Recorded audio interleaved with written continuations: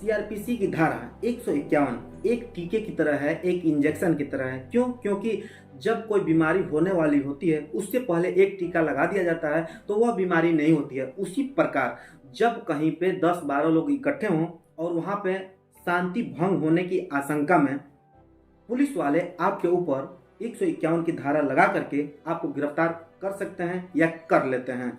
तो ऐसी परिस्थिति में आपको जमानत कराना पड़ सकता है। हो सकता है कि आपको पुलिस वाले झूठे आरोप में भी गिरफ्तार कर लें 151 में। दोस्तों, अगर आप अपना जमानत कराना चाहते हैं और आपके ऊपर 151 लगा है तो आप नहीं जानते हैं कैसे जमानत कराएंगे, तो मैं आपको इस वीडियो में बताने वाला हूँ। क्योंकि जहाँ पर मैं काम करता हूँ डिस्ट्रिक्ट कुशीनगर तहसील खड्डा में, वहाँ पर मैं अभी तक 100 लोगों से ऊपर लोगों का जमानत करा चुका हूँ। इसलिए आप बने रहिए इस वीडियो में। आप सभी को मैं बताने वाला हूँ कि सीआरपीसी सेक्शन 151, 107, 116 में किस तरह जमानत कराया जा सकता है और इसमें क्या क्या डॉक्यूमेंट्स लगेंगे और कैसे जमानत होती है। मैं पूरा प्रोसीजर इसमें बताऊंगा और आप अपना जमानत करा सकते हैं। हो सकता है कि आप जब 151 में चलान होकर आए खड्डा तहसील में तो मुझे आप वहाँ पे मिल भी सकते हैं और आप मुझसे आकर के मिल के जमानत अपना करा सकते हैं। दोस्तों, बने रहिए इस वीडियो में। आप सभी को मैं बताऊंगा तीनों धाराओं में कैसे जमानत कराना है। दोस्तों, मैं हूं कुमार प्रदीप, आप लोग का बहुत बहुत स्वागत है मेरे इस चैनल पर। दोस्तों, अगर चैनल पर नए हैं तो लाइक कमेंट शेयर जरूर करें और चैनल पर पुराना है तो बेल आइकन को दबाएं जिससे मेरी वीडियो आप तक तुरंत पहुंच सके। तो चलिए दोस्तों, वीडियो को शुरू करते हैं। सबसे पहले हम लोग बात करते हैं सीआरपीसी सेक्शन 151 के बारे में। दोस्तों, इसमें साफ तौर पर बताया गया है कि शांति भंग होने की आशंका में पुलिस वाले आपके ऊपर सीआरपीसी सेक्शन 151 के तहत चलान करते हैं और जब चलान करेंगे तो आपको 24 घंटे के अंदर न्यायालय में पेश करने के लिए बाध्य होते हैं। और आपके पास यह भी अधिकार होता है कि आप उस थाने पर जब गए हैं गिरफ्तार हो करके तो आप किसी भी रिश्तेदार को या घर वालों को कॉल करके बता सकते हैं। यह आपके पास राइट है, अधिकार है। और प्लस यह भी अधिकार है कि किसी भी वकील को आप नियुक्त कर सकते हैं, जानकारी दे सकते हैं, यह भी आपके पास अधिकार होता है। और 24 घंटे के अंदर जब मजिस्ट्रेट के सामने आपको पेश किया जाता है तो वहाँ पर आप अपना जमानत करा सकते हैं। दोस्तों, इसमें कम से कम 6 महीने के कारावास का सजा दिया गया है और आर्थिक दंड भी लग सकता है या फिर दोनों से दंडित किया जा सकता है। दोस्तों, तीनों धाराओं में मैं लास्ट में बताऊंगा कि जमानत कैसे करा सकते हैं। अब बात कर लेते हैं सीआरपीसी सेक्शन 107, 116 के बारे में। दोस्तों, ये दोनों धाराएं एक दूसरे से संबंध रखते हैं क्योंकि जब भी 107 या 116 दाखिल होगा तो इन दोनों में एक साथ ही दाखिल होंगे। जब आपके ऊपर 107 लगा हो तो 116 भी लगेगा ही। इसमें गिरफ्तारी नहीं होती है। अगर आपके ऊपर सीआरपीसी सेक्शन 107, 116 लगा है तो न्यायालय द्वारा एक नोटिस जाएगी आपके घर कि आपको न्यायालय में बुलाया गया है, आपके ऊपर 107, 116 दाखिल है, लगा हुआ है। तो जब आप न्यायालय में आते हैं तो किसी वकील के माध्यम से अपने फाइल को निकलवाइए और देखिए कि उसमें कितने लोगों का नाम है। हो सकता है आपके परिवार के कई सदस्यों का नाम हो और आपको नहीं पता है।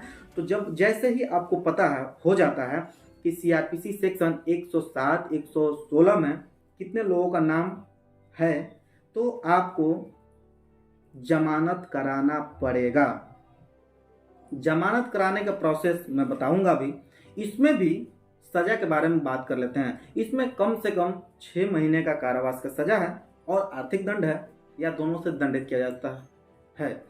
दोस्तों, इन तीनों धाराओं में एक तरह से आप समझ लीजिए 151, 107, 116 इन तीनों धाराओं में कम से कम 6 महीने कारावास का सज़ा है और आर्थिक दंड लग सकता है या दोनों से दंडित किया जा सकता है। अब फाइनली हम लोग बात कर लेते हैं कि आपको जमानत कैसे मिलेगा।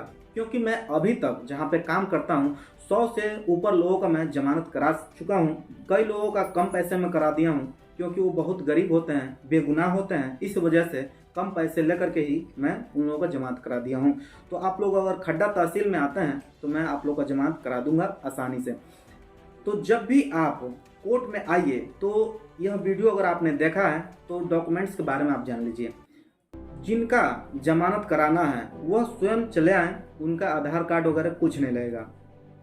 उनके साथ एक मुलजिम पे 2 गवाह लगते हैं और वो जो गवाह बनेंगे वह किसी तरह से अपराध न किए हों या फिर किसी अन्य केस में जमानतदार न हों, तभी वो आपका जमानत ले सकते हैं। जमानत लेने के लिए उनके पास लीगल डॉक्यूमेंट्स होना अनिवार्य है, जैसे आधार कार्ड, इंतखाब खतौनी, जिसके पास खेत होगा उसी के पास इंतखाब होगा, तो इंतखाब जिसके नाम से कटेगा वही आपका जमानत ले सकता है, इसलिए उसके पास इंतखाब खतौनी होनी चाहिए। प्लस उसके पास एक पासपोर्ट साइज फोटो होना चाहिए, तभी वो गवाह बन सकता है। यानी एक मुलजिम होगा तो 2 गवाह लगेंगे। वह दोनों गवाह जब लगेंगे उनके पास एक एक आधार कार्ड का फोटोकॉपी होना चाहिए, इंतखाब खतौनी होनी चाहिए और प्लस एक एक फोटो होना चाहिए, तभी वह आपका जमानत ले सकते हैं। और जो वकील आप अपने केस में नियुक्त करते हैं, आपको ये जानना चाहिए कि वह जमानत कराया है कि नहीं पहले। अगर वह ऐसे केसों में जमानत कराया होगा तो आपको आसानी से जमानत दिलवा सकता है। दोस्तों, तीनों धाराएं लग जाएं तो आपको घबराने की जरूरत नहीं है, आप आराम से जमानत करा सकते हैं किसी वकील के माध्यम से। लेकिन आप कभी भी ऐसे केस में जमानत न कराएं, ऐसा भूल मत करिए, क्योंकि जमानत अगर नहीं कराएंगे तो हो सकता है कि आपको नौकरी करने में दिक्कत हो।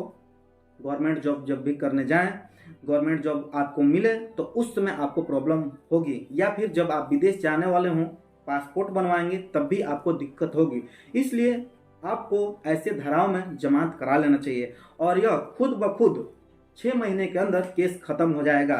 जिस दिन से केस लगा है, जमानत कराते हैं तो उसके बाद यह जमानत कराने के बाद केस अपने आप ही खत्म हो जाता है। लेकिन आपको हर तारीख पे आना होगा। अगर आप जमानत कराने के बाद घर बैठ जाते हैं और तारीख पे नहीं आते हैं तो आपके ऊपर फिर से नोटिस जाएगी और फिर जो मैं प्रोसेस बताया हूँ ऐसे आपको कराना पड़ेगा, फिर दोबारा से सारा पैसा लगेगा। इस वजह से आप जब जमानत करा लेते हैं तो 6 महीना तक आपको केस लड़ना पड़ेगा, यानी आपको हर तारीख पे आना पड़ेगा। दोस्तों, यह जानकारी आप लोगों को कैसा लगा आप लोग मुझे कमेंट करके बता सकते हैं। दोस्तों, यह वीडियो अपने दोस्तों के पास ज़्यादा से ज़्यादा शेयर करिए, क्योंकि उन लोगों को भी यह पता होना चाहिए, क्योंकि आज के समय में शांति भंग होने की आशंका में पुलिस वाले आप पर चालान कर सकते हैं और आपको जमानत कराना पड़ सकता है। इसलिए यह वीडियो आप ज़्यादा से ज़्यादा लोगों के पास शेयर करिए, उन लोगों के पास यह जानकारी होनी चाहिए। दोस्तों, आपके मन में कोई भी डाउट हो, कोई भी कन्फ्यूजन हो, कोई भी सवाल हो तो मुझसे बात कर सकते हैं मेरे दिए गए नंबर से। और आपको अगर कमेंट करके जानना है, अपनी पहचान छुपानी है, तो आप वो कमेंट करके भी जान सकते हैं। दोस्तों, मिलते हैं एक नए वीडियो में एक नए टॉपिक के साथ। तब तक के लिए जय हिंद, वंदे मातरम।